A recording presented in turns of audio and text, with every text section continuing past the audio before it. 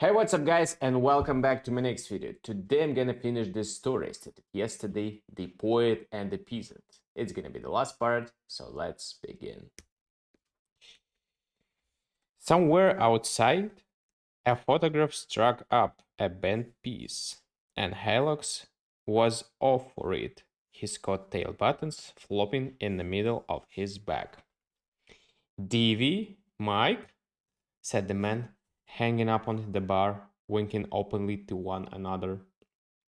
"Honest now," said the bartender, kicking the vessel to the one side. "You don't think I'd fail to that, do you? Anybody can see he ain't no J. No J. No J. One of McAdoo's common squad, I guess. He's a shine if he made himself up. There ain't no parts of the country now where they dress like that since they run rural free delivery to Providence, Rhode Island. If he's got 9.50 in that wassail, it's a 98-cent Waterbury that's tapped at 10 minutes to 10. When Hilux had exhausted the resources of Mr. Edison to amuse, he returned for his wassail. Wally's, sorry guys, Wally's wassail, Wally's. So when Hilux had exhausted the resources of Mr. Edison to amuse, they returned for his Wally's, and then down Broadway he gallivanted, gallivanted, gallivanted, cooling, cooling the sights with his eager blue eyes, but still and even more Broadway rejected him with cart glances and sardonic smiles. He was the oldest of the gags that the city must endure.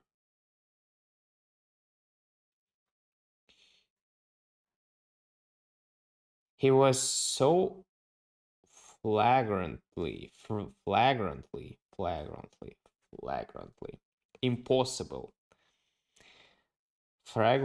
impossible, so ultra rustic, so exa- exaggerated beyond the most freakish products of the barnyard, the Highfield, and the waterwheel stage, that he excited only awareness and suspicion. And the wisp of hay in his hair was so genuine, so fresh and redolent of the meadows, so clamorously rural, that even a shell game man would have put up this piece and folded his table at the side of it. Haylock seated himself upon a flight of the stone step and once more exhumed his roll of yellow bags from the valleys. The outer one at 20, his shocked shocked off, and beckoned to a newsboy. "Son," said he, "run somewhere and get these changed for me. I'm mighty, I'm mighty knife, knife, knife, nif out of chicken feet. I'm mighty nif out of chicken feet. I guess you'll get me You'll get a nickel if you will hurry up. A hard look appeared to the dirt on the news's face. Oh, what Watcher Watcher think? Watcher think. Gonna get your funny bill change yourself. They ain't no farm clothes you're got on. Gone with your stage money. On the corner lunched a keen-eyed steerer, steerer, for a gambling house. He saw Haylock and his expression suddenly grew cold and virtuous. Mister, said the rural one, I've heard of places in this here town where a fellow could have a good game of old sledge or pack. Sledge or pack. A card at Kina. I got 850 and this valise. And I come down from old Ulster to see the sights. Know where a fellow could get action on about 9 or 10. I'm going to have some sport, and then maybe I'll buy out a business of some kind. The stir looked pained, and investigated a white speck on his left forefinger nail. Cheese it, old man, he murmured reproach, reproachfully.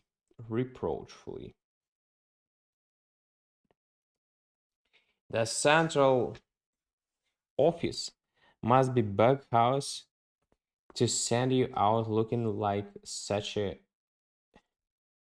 gilly, gilly. You couldn't get within 2 blocks of a sidewalk. Crap game in them Tony Pastor props. The recent Miss Scotty from Death Valley has got you beat across town block in the way of Elizabethan scenery and mechanical accessories.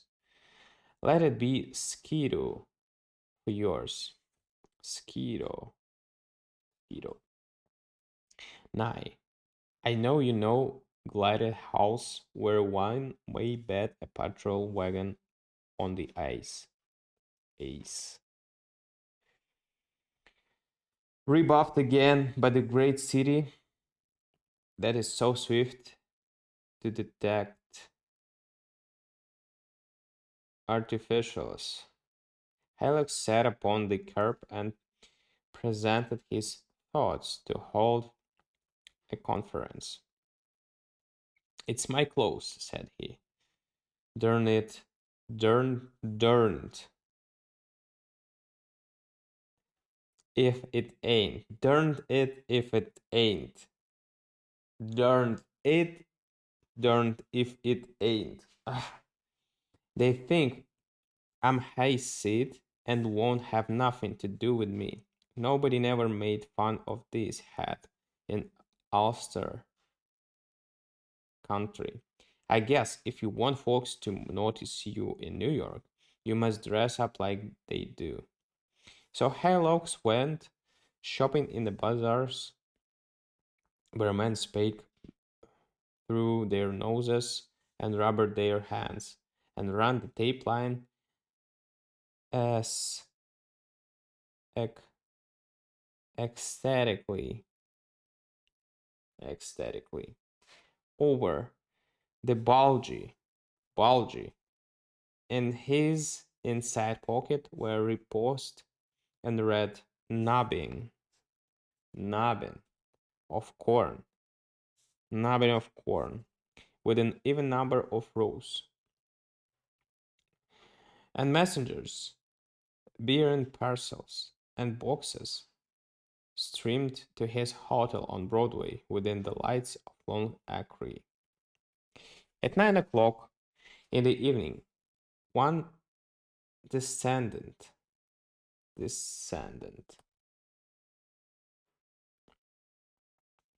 the sidewalk whom Ulster country would have forsworn. Bright tan were his shoes, his hat the latest black, his light grey trousers were deeply creased. A gay blue silk handkerchief flapped from the breast pocket of his elegant English walking coat. His color might have graced a laundry window. His blond hair was trimmed close. The wisp of hay was gone.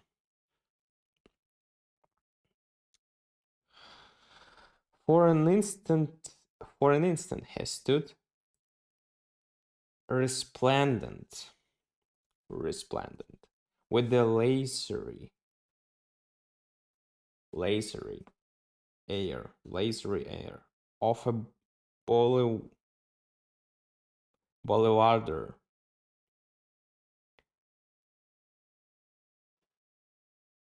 concocting in his mind the route from his evening pleasures, and then he turned down the gay, bright street with the easy and graceful tread of a millionaire. But in the instant that he had paused, the wisest and keenest eyes in the city had enveloped him in their field of vision. A stout man with grey eyes picked two of his friends and lifted off his eyebrows from the row of loungers in front of the hotel. The jazziest jay I've seen in 6 months, said the man with grey eyes. Come along. It was 11:30 when a man galloped into the West 47th Street police station with the story of his wrongs. $950, he gasped. All my share of grandmother's farm. The desk sergeant wrung from him the name Jabez Bulton of Locust Valley Farm, Ulster County, and then began to take descriptions of the strong-armed gentleman. When Conan went to see the editor of the fate of his poem, he was received over the head of the office boy into the inner office that decorated with statuettes by Rodin and J.G. Brown. When I read the first line of The Doe and the Brook, said the editor, I knew it to be the work of the whose life has been heart to heart with nature. The finished art of the line did not blind me to that fact. To use a somewhat homely comparison, it was as if a wild, free child of the woods and fields were to don the grab of fashion and walk down Broadway. Beneath the apparel, the man would show. Thanks, said Conant. I suppose the check will be round on Tuesday, as usual. The morals of this story have somehow gotten mixed. You can take your choice of stay on the farm or don't write poetry. Alright, guys, thank you for listening to me today and see you tomorrow with the next story. Bye.